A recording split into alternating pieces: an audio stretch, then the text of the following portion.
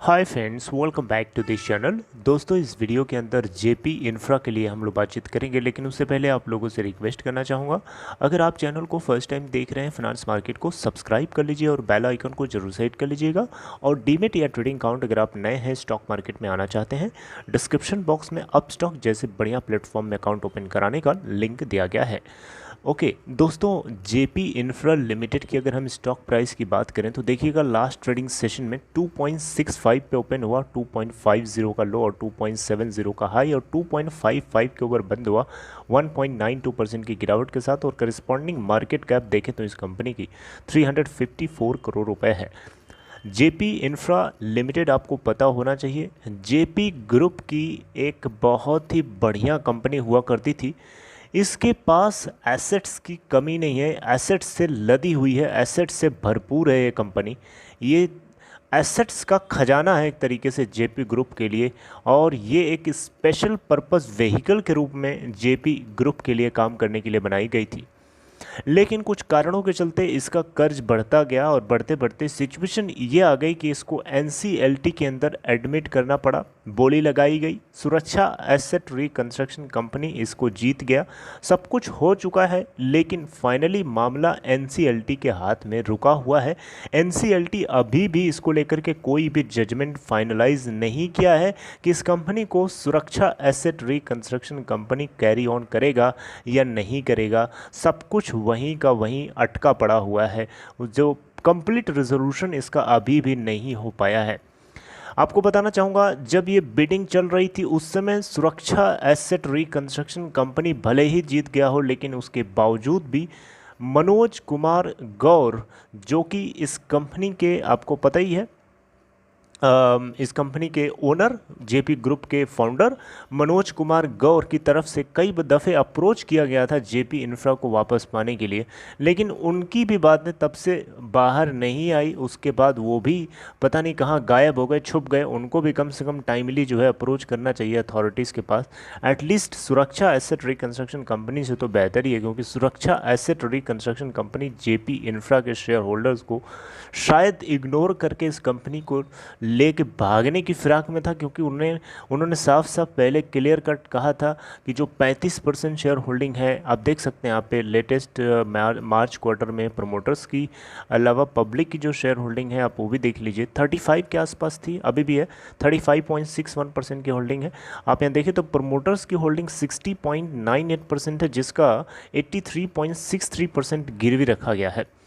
तो दोस्तों, यहाँ पे पब्लिक शेयर होल्डिंग को बनाए रखने के फेवर में मैं ये बातें बोल रहा हूँ कि जेपी ग्रुप को फिर से एक बार कोशिश करना चाहिए, जेपी इंफ्रा को कंट्रोल में रिकंट्रोल करने के लिए, कोशिश करने के लिए, एटलीस्ट ट्राई करने में क्या जाता है। तो दोस्तों, अगर आप देखें तो प्रमोटर्स की होल्डिंग 83.63% फाइनेंशियली प्लेस्ड है, यानी कोई न कोई इन्होंने कमिटमेंट कर रखा है उसके बदले।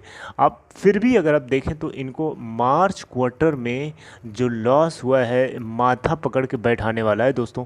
ये सोचा तक नहीं था, ऐसा कैसे हो गया इतना ह्यूज लॉस। आप देखें यहाँ पे जेपी इंफ्रा कंसोलिडेटेड बेसिस पे इनके जो मार्च क्वार्टर के अंदर जो लॉस निकल के आया है, ये अब देखिएगा 40 देख सकते हैं।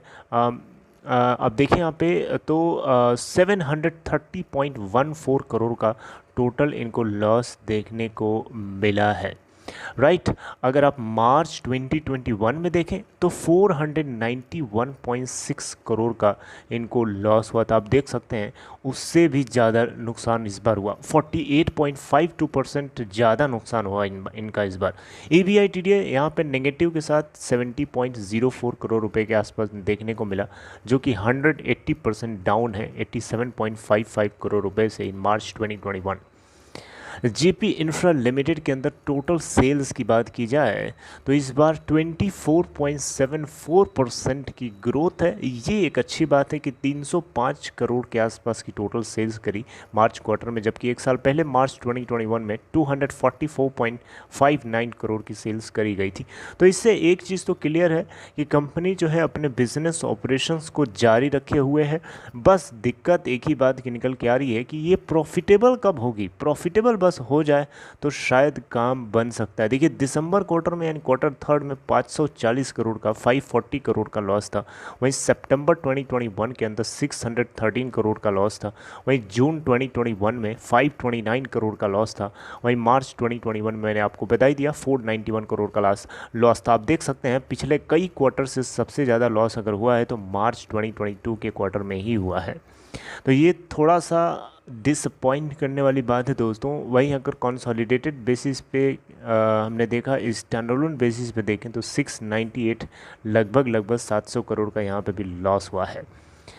तो दोस्तों जेपी इंफ्रा लिमिटेड आपको पता होना चाहिए एनसीएलटी के अंदर अभी भी इसका रेजोल्यूशन प्रोसेस जो है कंप्लीट नहीं निकल के आया। एनसीएलटी ने अपना फाइनल जजमेंट जारी नहीं किया। दोस्तों आपको क्या लगता है कमेंट बॉक्स में बताइए, थोड़ा हिंट करिए कि क्या आखिरकार आपको लग रहा है इसके अंदर क्या होना चाहिए, क्या चल रहा है।